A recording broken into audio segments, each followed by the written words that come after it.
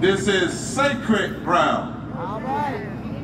And I want to ask everyone, not so much listening to me, but if we would listen for a moment and stop any other conversations and listen to the Spirit.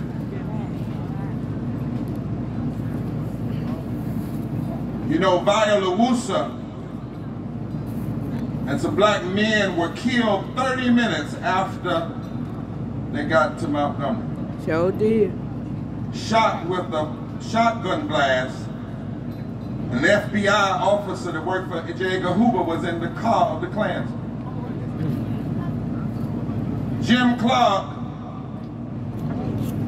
described the Selma to Montgomery movement as the raping of self. And the week that they got here, they passed legislation in the building behind us declaring that this whole thing was nothing but a bunch of drug addicts, black men that wanted to sleep with white women. Am I right, Fire? That's right. And passed the bill in the building behind us. Stop for a minute. Stop for a minute and let us lament as we stand here today. Nearly 1 million people have died from COVID. And Columbia University said 60% of them didn't have to die. All right. If there'd been the proper response, Barbara. Amen. It's not been just 1 million people, it's been 1 million, mostly poor folk. That's right. And low-wage people who died. And we have not taken 1 week to cry. All right now. Governors like the one here in Alabama and Mississippi did everything they could to undermine getting people what they needed. In one family in Mississippi with the Poor People's Campaign, a young lady, 18 years old, a few months ago begged, said, "Reverend Barber, I need y'all to keep marching and please let me." I said, "Why?" She said, "Because I lost 21 family members in less than 60 days. We better pay attention. This is not just a gathering. Thousands, before COVID ever hit, 250,000 people were dying every year from poverty. 750 a day. Right now, thousands are dying in the Ukraine. And that whole war is over ego, oil, and geopolitical manipulation. And while nothing excuses Putin, nobody's hands are clean. That's right. You ain't lying. And in the final analysis, Dr. King is right. This ain't about violence or non-violence. This is about violence versus non-existence. Y'all understand how dangerous the moment is? We're sitting here right now when all of the nuclear powers of this country, the world, are on full alert while we are here.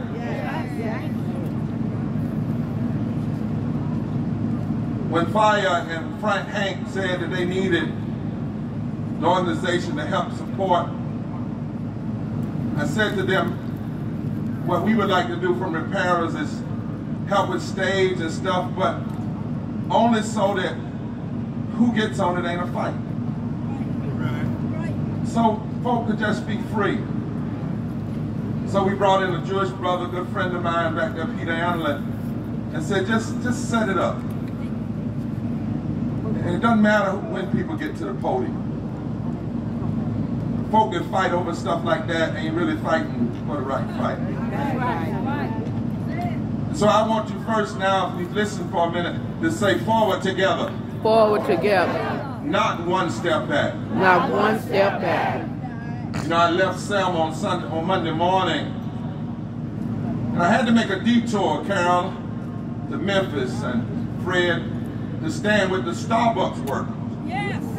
who were fired, the Memphis 7, for trying to organize a union. One of them was fired because somebody with COVID vomited and they said, clean it up. And she said, I can't do it. And they said, if you don't do it, we're going to fire you. Starbucks that tries to act like it's so progressive. Right. But as I was driving from that march back to this one, I thought about how the movement has always been about people. Yes, we march for freedom. Yes, we march for justice. But we do it because we know and love the people who are bound, the people who suffer for injustice, and we are the people. And I thought to myself, because I've heard some strange stuff being said from mics. You ain't lying. Like, why don't we name the Evans Pettis Bridge after John Lewis? Well, John Lewis didn't even want that. All right now. You talk about not being a scared Negro, well, you got one right now. Instead, why don't we insist on naming the bridge and the highway after the people? That's right. That's right. Why not the People's Bridge? That's right. Why not the People's for Justice Bridge? I don't know, but the people. I wasn't in Selma with you the other day because I hate a former Klansman named Evans Pettis. I was there because I love the people. And learn from the people. Every foot soldier. Let me say it here clearly. Don't allow another gathering in Selma to happen. I don't care if the president comes here and the foot soldiers don't get to speak first.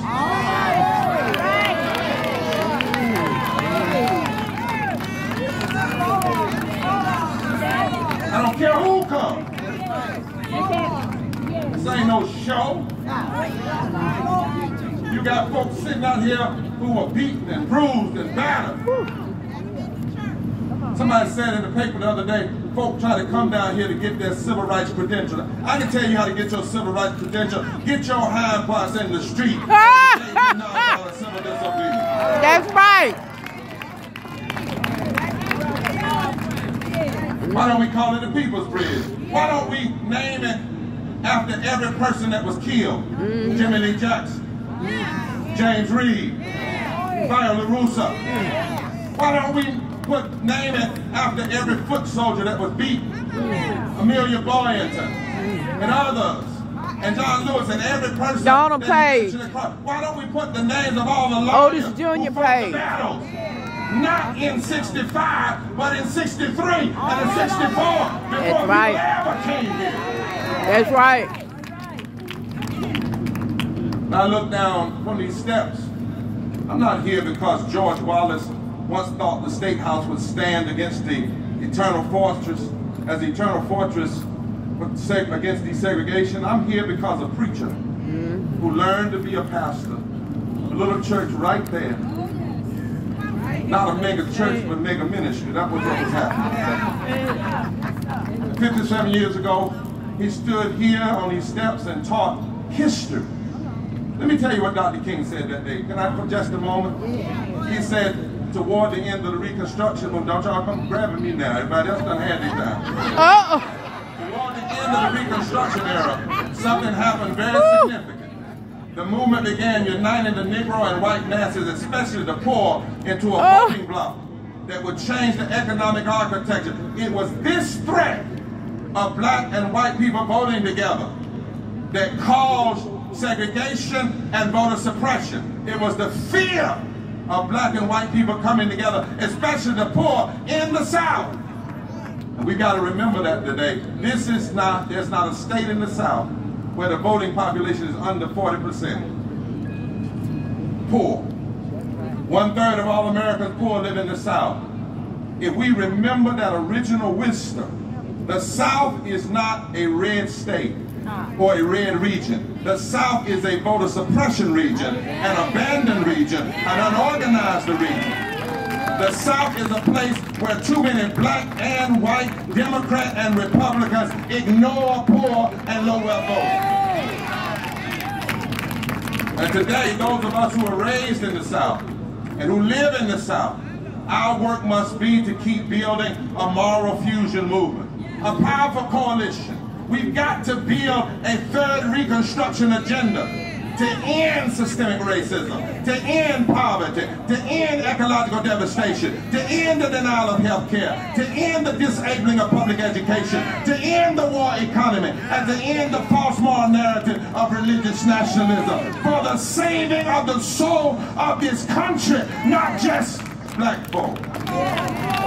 Selma to Montgomery was not about personality. It wasn't just black people on the march. That's right. It was a direct action and a moral movement to change the whole psychology of the nation. Voting policy was the issue, but they connected it. Martin Luther King, Native Americans were here. Indians were here. That's right. Catholics were here. Muslims were here. Yeah. Jewish folk were here. Everybody. Orthodox Christians were That's here. right. And Dr. King stood here and said, why did we march? Listen at this and I'm through. He said, we march to challenge segregated housing until Negroes and white people can live side by side in decent housing. We march to challenge every vestige of inferior education. We march to challenge poverty. This is what he said at the end. We march to change until Appalachia has industry. And Mississippi no longer has sweltering deltas and ghettos. We march until, at the ballot box, until race baiters disappear from the political arena and are replaced by people who will not fear to do justice, love, mercy, and walk humbly with God. And this should be our spirit today. The fight for voting rights today must always be connected to the fight to address poverty that impacts 140 million poor and low-wealth people in this country and over 40% of Alabamians. The fight must be connected to make sure that uninsured, 87 million people who are uninsured or underinsured get health care. The 4 million families that can buy unleaded gas but can't buy unleaded water get clean water. The 31 million people who work every day for less than $15 an hour, less than a living wage. The fight must be to challenge the corporate money that will give you money for a king breakfast and then turn around and fund a racist senator that'll block voter suppression.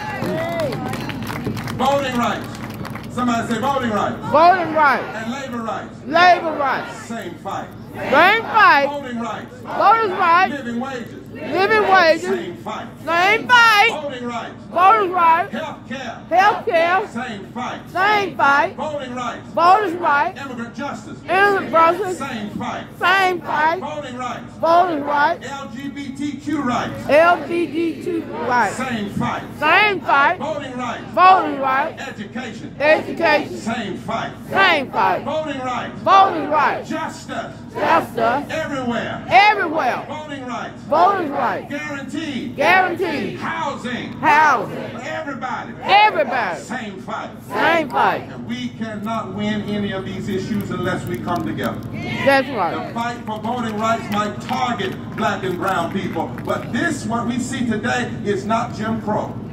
It is James Crow Esquire. Because when you are passing the same voting right or voter suppression bill in Alabama that you passing in Montana, and Montana ain't got no black folk hardly up there. Something else is going on. You ain't lying. And my dear sister, Cheryl Eiffel, give it up for Cheryl. I got one sentence of preaching. In Hebrew, the word for vote is the same word as the word for voice. In the Hebrew Bible, the word for vote is koil, K-O-L. And the word for voice is koil.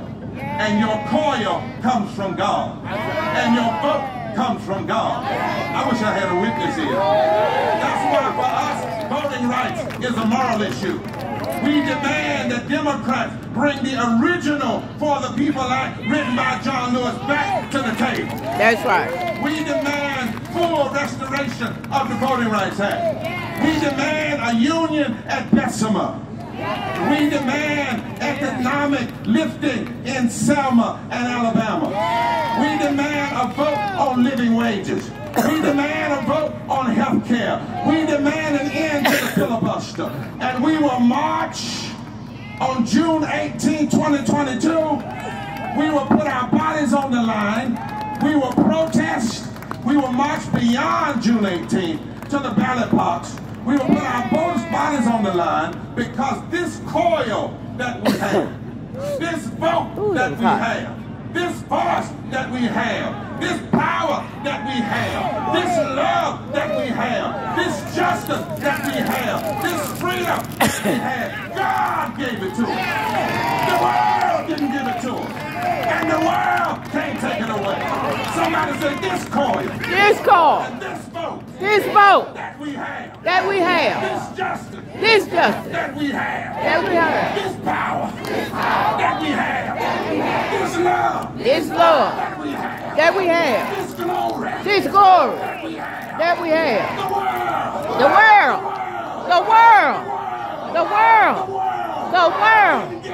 Didn't give it to us. In the Senate, in the Mansion, in the Congress, in the Democrats, in the world. Take it away.